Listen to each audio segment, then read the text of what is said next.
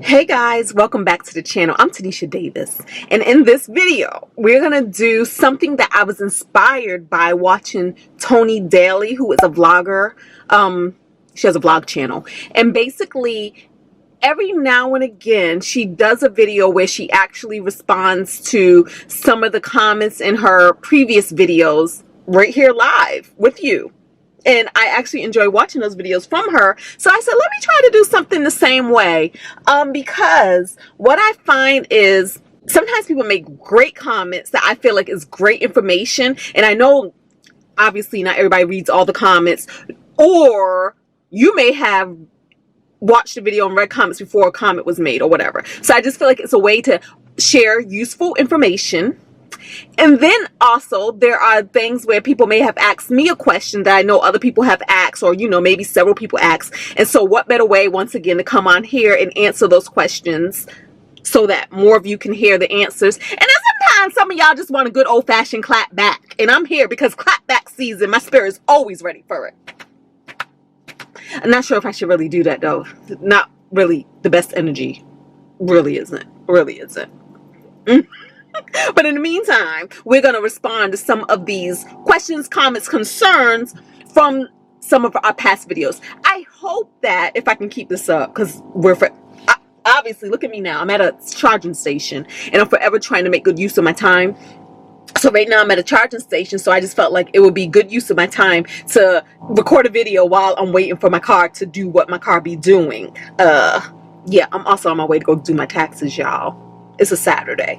So, maybe if you guys like this, we can kind of do something like this where every so often I get up here and I review comments from like the last 5 or so videos. And so in this video, we're going to start with comments from the video that was called Professional House Picks. And that's not even the name of the video. In my mind, I thought I was going to have time to actually write out the proper name. I should have wrote the proper names in these notes. But anyways, this is from the Professional House Pick video. Either check the eye in the sky or you're going to see a picture of the thumbnail of the exact video we're talking about. And in this video, let's see, what do we have?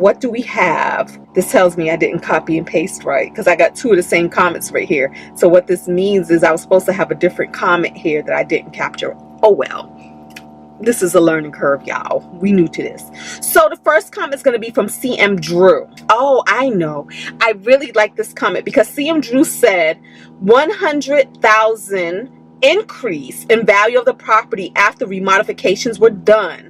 Again, thank you for showing us delay is not denial. So I'm highlighting this comment for that right there. Delay is not denial. Y'all, that is a whole word, because I think that sometimes, we're in the midst of a thing and we think that because things don't go quite our way or as smooth as we think that they should be going, that it feels like it's denial. It feels like it's denial, but delay is not denial. And I think that that's an awesome reminder that we can all use. Let me tell you, one of my best friends, Kwame Alexander, he has a whole book that has made him millions and millions and millions and millions of dollars. But let me tell you something.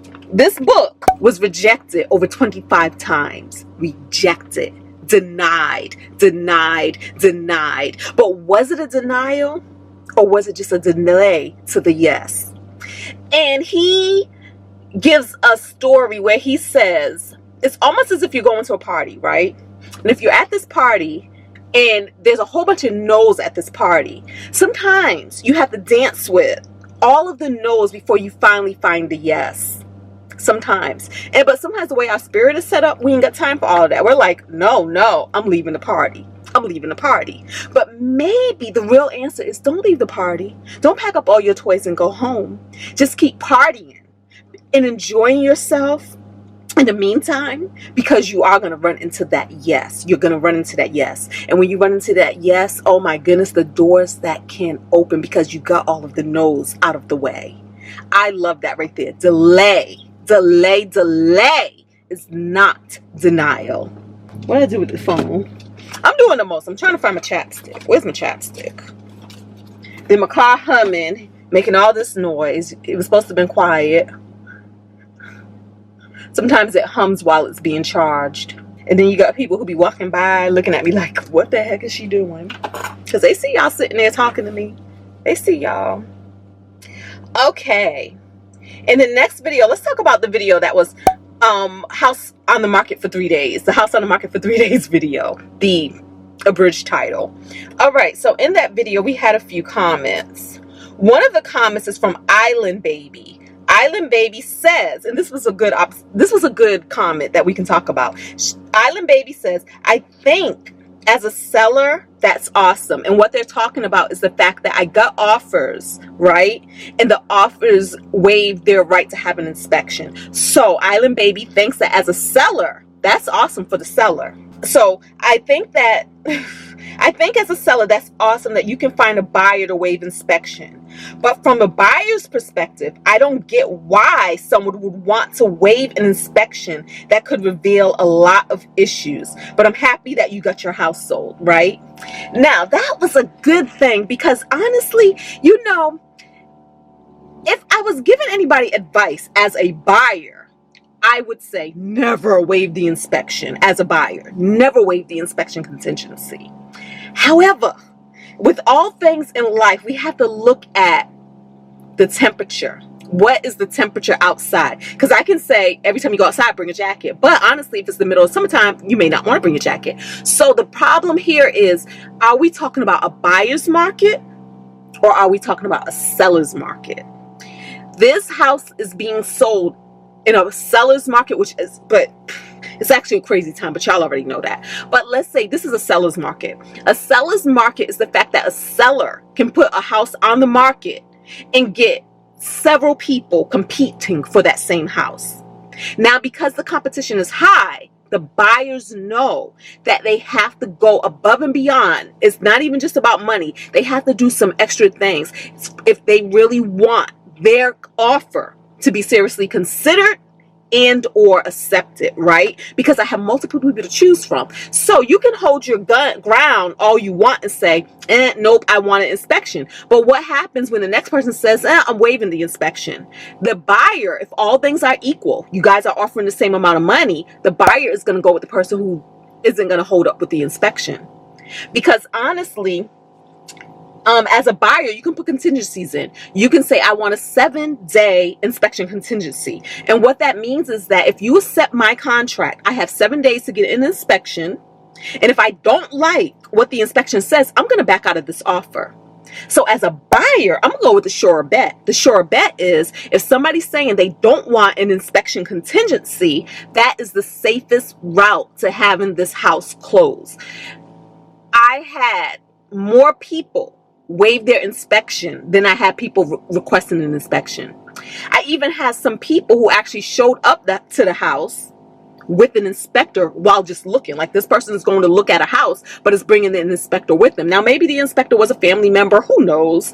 But they was bringing the inspector with them to hasten the process because we knew that houses were not lasting on the market long and they really wanted to be seriously considered.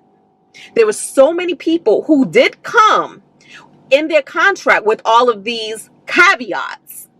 And guess what, booze? You can have all the caveats you want. But as a buyer who knows I have multiple offers, you're not considered. You're not even being considered. So do you even really want this house? Are you for real about really getting a house? Because right now, you're going to put in this offer that's not going to be accepted. Then you're going to go to the next house and you're going to put an offer that's not going to be accepted, and so on and so forth, to the point where you're frustrated. But at the same time, as Island Baby said, what happens when you buy a house, you waive your right to an inspection, and the house has all these problems wrong with it? So sometimes I say, if you are going to waive inspection, you have to truly be able to afford what may come with that. What may come with that? Like, can you afford to fix whatever may be wrong? Right? And sometimes you can look at a house and you can be like, well, everything looks good. But the problem in this world, in this time of the fast flip, because there are so many people who are doing fast flips, trust me, I had so many investors coming to me saying that they were just going to get the house to be sales worthy, meaning that somebody will come see it and buy it. But that didn't really mean that the flippers were really going down deep and fixing deep issues. They were just fixing it enough to sell, right? So in the world of a fast flipper, everything can look so pretty to the naked eye, but what's really going on beneath the surface? So that's what that was about. And then I also want to reference One Big Happy. I'm not sure if you guys are familiar with their channel. It's either called One Big Happy or One Big Happy Life. I know that they've changed it, but basically they just purchased a house, and there are some smart financial gurus. Their channel is a channel all about, you're almost like this channel, all about living your best life while minding a budget, while minding your finances, while being smart and educating yourself on money, right? So basically they just purchased a house in North Carolina, and guess what they did? Not only did they waive the inspection contingency, they also waived the appraisal. Wow. That also meant that they knew that whatever that house appraised for, they was going to be able to fill the gap, that they had enough money saved up in their accounts due to smart money management that they was going to be able to afford that risk. Okay, because this is all a risk. But I was like, wow, imagine if I could have found somebody to waive the appraisal. Then that means that that last video you guys watched about the appraisal coming back crazy would have been a non-factor because the house would have been sold anyway. Okay. On that same video, Melvin Freeman says, congratulations, Tinesha. I'm glad that it worked out for you. The house is stunning and would have drawn more offers with more time on the market. I hope the rest of the process goes smoothly. Thank you, Melvin, for your comment. And what I want to talk about as far as that comment is concerned is I feel like that's true as well. You're going to see some future videos where I actually ask that question to my agent. And once again, it's all about the timing. It's all about what is the market doing. Because you can keep a house on the market for as long as you want, just to get more offers. But remember, sometimes these buyers are trying to move fast as well. They're trying to close deals as well. I've had buyers that even though we said we were going to have the house on the market to a certain day, they were trying to get us and entice us to accept their offer now rather than later so that they can move forward in their process as well. In a time where the interest rates were moving up almost by the day, it seems, or sometimes a buyer could get a pre-approval from a lender that was only good for a certain amount of time. So in cases like that, buyers really wanted to move faster. So keeping a house on the market longer, while you could have gotten more offers in, you could have also lost some of the offers who initially put their offer in earlier because maybe they found something else, or they're like, you know what, I don't have time to wait around. Remember, this is all a waiting game. So the anxiety that I had about waiting for something to sell and close is the same anxiety a buyer has while waiting for something to be accepted, right? Until something's accepted, they're still looking, and they can withdraw their offer at any point in time before it is accepted. So it's a risk, it's a gamble. But I don't think that in this market, keeping the house on the market any longer would have did us any good. Because again, only one person can buy the house. Whether you get 3 offers in my case or 100, only one person can be chosen. Leona ETV says, do you plan on getting another rental unit? No. That's the short answer to that. I do not plan on getting another rental unit. But the long answer to that is I'm always open to opportunity. So while I'm not actively looking for something to invest in, if something actually just ran across my radar and it was a good option, I'm not closed off to rental units for the rest of my life. I'm not closed off to that. But it would have to make financial sense. That first place that I had, what y'all are looking at, didn't make financial sense. I never purchased that place to be a rental property, so it didn't necessarily fit within the equation of being a great investment as far as rental properties are concerned. But it's just something that I did because at the time it was the best option. Again, strategically, we have to think about what are our best options. So it was the best option for me at the time to have had that as a rental unit. Moving on to the next video. The next video is the property inspector is full of it. Okay, here are some comments from that video. Auntie Neen says, you kind of expect to have closet doors. That would aggravate me. But then again, I'm easily aggravated. I absolutely kind of agree, sort of, kind of, maybe. And I say that because while you may expect for there to be closet doors, it's obviously visible that closet doors aren't there. And when you're going to buy a property, you definitely have to assess what makes sense for you. Do you want to walk away from a property where everything is perfect or seemingly perfect minus closet doors, which is actually a minor thing because you can go to Home Depot, Lowe's, or anywhere and get some closet doors and put them on?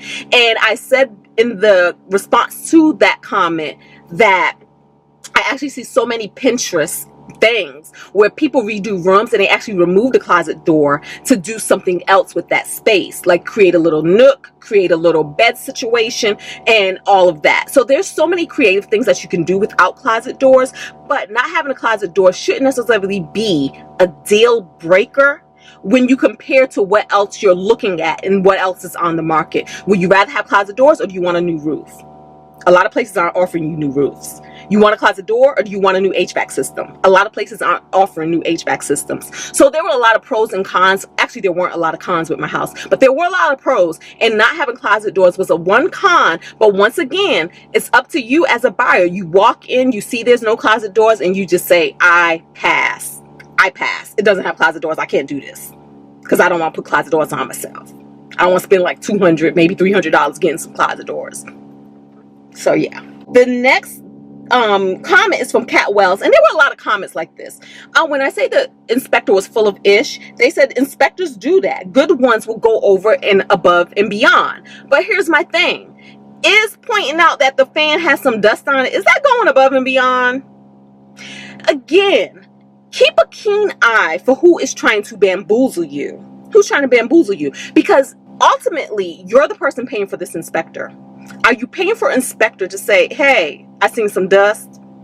Or you are paying for an inspector to really find real issues with a home? This was an inspector, not a cleaning service. You are not inspecting the house for cleanliness, especially dust on a fan.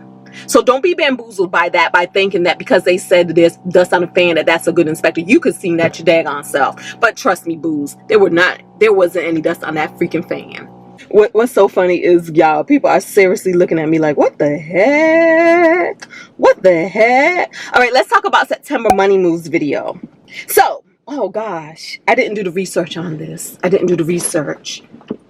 I might pop in something or do a voiceover in the editing bay.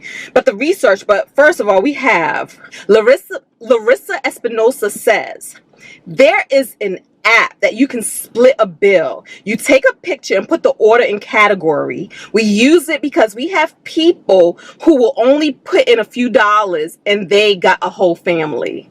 I think that is so dope because in this video I talked about going to a restaurant. Are you the type to just split a whole bill evenly with all the people you're there with? Or are you the type that wants to just pay for what you ordered because you're mindful of your money and you make choices based off of, like, maybe I'm going to get water, I'm not going to get a drink, water's free. Or I'm not going to get dessert or an appetizer, I'm just going to get an entree. Or maybe I'm going to split an entree. So are you that person? You just want to pay for what you got because you were being super mindful. And so, yeah, so she says that there's actually an app. And I really want to know what this app is. I went back in and I asked her about the app, but honestly, I haven't gone back to check to see if she responded.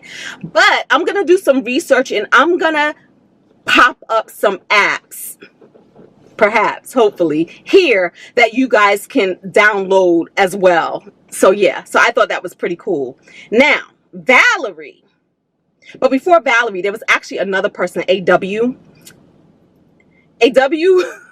Called me, like, she called me all kinds of things, called me a narcissist and some other things, and then I blocked her, but then she unsubscribed, so we even. AW's not here anymore, and if she is here, you ain't gonna be able to see anything because she is blocked. But the thing about it is this, I want to say this. Remember, I ask you guys a lot of questions because I look for feedback. We actually do try to help each other out with the things you know, the things I know, and we just put it together and we come up with something awesome and beautiful. So I had asked about my friends. As a friend, is that annoying to you when you go out and people split the bill? But AW chose to focus on the waitress. Like, how dare you do that to a waitress, and blah, blah, blah, blah, blah, and all of this stuff. I don't care about people not agreeing with me or having a different opinion from me. Great. That's what keeps us going back and forth and having conversation, right? That's what a conversation is all about. But my whole thing is, do not be rude. You do not have to be rude about it. You do not have to call people out of their name. You can be civil. We can talk to each other. Let's pretend like we actually really do know each other. Let's pretend like we're friends, you know? Maybe brethren. And if not, family, relatives. I mean, y'all are the Fab Fam, but if not, at least be civil, because perhaps we're friends. And if you're a friend with somebody, will you really call them names? And if you are, then you're an abusive person who probably doesn't deserve friends. But that's my thing. It's like, if we can treat each other as friends, it opens up the dialogue. It opens up space for humanity and civility, and maybe even some love, for real. And I think that those things are important, and we should always leave room for those things to enter the conversation. But when you stop being rude to me and disrespectful to me and calling me names, I'm going to clap back. And then you're going to come back and say, but you the one who asked the question. Well, I did ask the question, but clearly you didn't understand the question that I asked. You didn't understand. And with that being said, Valerie says, I do understand not wanting to split the bill, but ma'am, why are you making the waitress work harder and expecting her to figure it out for you? Oh, right, you don't care. Next time, try to be mindful of her time and add up your own tab. You are not her only customer. Imagine if someone was difficult like you claim you are. Then you'd be complaining that she'd be taking too long and getting to your table. I'm just saying. Once again, Valerie has it all wrong. Valerie has it all wrong. But like I said, I watched the video because sometimes I put a video out, but I've edited so many videos in between the video actually coming out. And so I watched the video and I saw where Valerie got that interpretation, because I said something like, little Miss Waitress, you're just going to sit here and wait for us to figure it out. So number one, we did figure it out ourselves. The waitress didn't figure it out. You know, up front, the restaurant, and this is in Adams Morgan. For those of you who don't know the DC area, Adams Morgan is like a party area. It's a party town. It's a place where people kind of do bar hopping, especially, or they go there after the club to eat. So I get it why that restaurant had a policy that they don't split tabs, because I guess when you're dealing with a bunch of drunk people and this, that, they ain't got time for all that, right? And it's usually like a college, a younger age crowd and that sort of thing. So it's like, no, we don't have time to be splitting up all these bills or taking all these forms of payment. So that's what the restaurant didn't do, and that was made clear up front. So because of that, we already knew we were gonna get the bill and figure out our portions, what we needed to pay. And some people said something, well, why don't you just use Zelle? Da, da, da, da. We did do that. But even in doing that, we got to figure out the bill. We got to figure out who owes what, right? So we did do that. But I did not literally mean the waitress actually sat at our table while we figured out the bill. No, the waitress, like all waitresses, they drop off the bill and then they leave. And while she was gone, we're figuring it out. So she did come back like about 2 times. Like, basically, y'all ready yet? And we're like, no, we're still figuring out. And I think she initially even thought that maybe something was wrong because it took us so long to figure it out. But it wasn't anything wrong. It just took us a long time to figure it out because, you know, we were drinking. But like I said, that was the thing. So my question had nothing to do with, should the waitress figure it out? Should the restaurant figure it out? No, it was the fact that I was asking, do you amongst your own friends and the people you're dining with figure it out? Or do you just do the easier thing and just split it all evenly? That was the thing. So then she says something about, you are not her only customer. That day we were her only customer. We were her only customer. She didn't have any other customers. But once again, that's neither here nor there, because I did not literally mean she sat at our feet while we figured out the bill. And she said, next time, try to be mindful of her time. But again, that's neither here nor there, because that wasn't the truth either. She's at work. Her time is on the clock. And this place actually puts in a 22% tip, period. Point blank. It don't matter. The tip, again, Adams Morgan, a bunch of drunk people bar hopping. They just do the tip. Like, you don't even have a say. You probably do. But the tip is automatically put into the bill. Imagine if everyone was as difficult as you claim to be. I am not difficult, and I never claimed that I was difficult. I am not difficult. What I was saying, once again, most of you got it. Most of you got it. Most of y'all understood the assignment. I was saying, as far as being difficult with my friends, as far as me wanting to pay my own portion of the bill and not split it evenly. Sometimes I do split evenly, but again, it depends on the occasion. It depends on the occasion, okay? And then she said something about, and then you'll be complaining she takes too long. That's where you're wrong again too. We are not complainers. One of the reasons why we're not complainers is because half the time we are so entertained by each other's company that we are the type of people that we can go out to eat and be there for an hour and feel like it's only been 10 minutes. So something taking long or not taking long has never, ever been our concern. And like I said, we are not really the complaining type. Now, trust me, there will be a complaint if a complaint is warranted. Ain't nobody afraid to complain, or ain't nobody afraid to be viewed as, oh my goodness, you're difficult. But my thing is, let's not just make stuff up because you're reading in between the lines. But I do appreciate your comment. But once again, it still goes back to, let's be a little more respectful of each other. That's all I ask. That's all I ask. Yeah. The next video, we're going to talk about the video where I say things are broken, but something feels off. I don't remember the name of the video, but the things are broken video. Once again, we have Leona ETV. Thank you for participating on this channel and leaving your comments, Leona. Leona says, what are some tips you would give to a person who is a new landlord? And honestly, y'all, we ran out of time in this video, so I'm actually going to make a whole nother video, because that video is a little deeper than what we have time to answer here. Thank y'all so much for watching this video. Let me know in the comments if you kind of like this and this sort of thing, because honestly, this gives me something to talk about when I don't have anything else to talk about, honestly. And, oh, I gotta sneeze. Yeah, and I think that this is a quick way that I can get around to answering some questions. So until the next video, y'all, thank y'all for watching. Don't forget to thumbs up. Subscribe to the channel, Fun and Budget. If you want more tips and tricks and things like that on finances, money, hacking life, or just to see me clap back at certain people, let me know. Stay, talk to me in the comments, all that good stuff. And I'm going to see y'all in the next video.